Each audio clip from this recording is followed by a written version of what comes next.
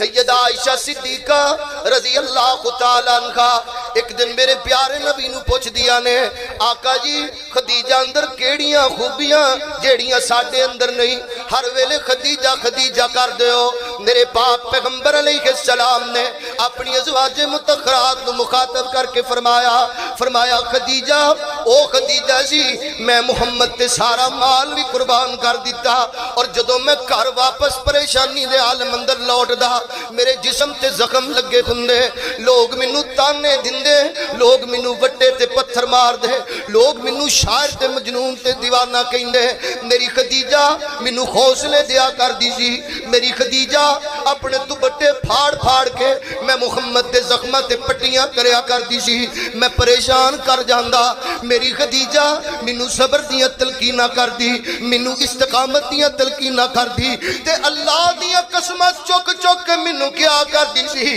کلا کلا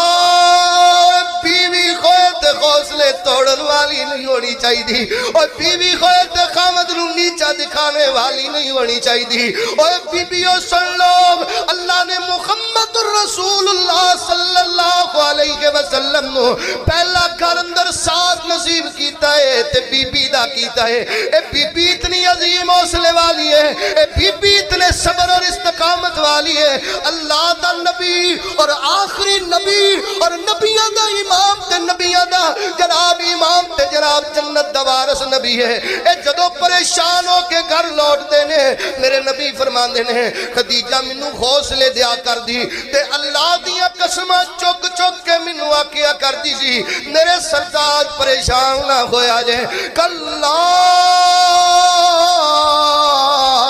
واللہ لا یخزیک اللہ ابدا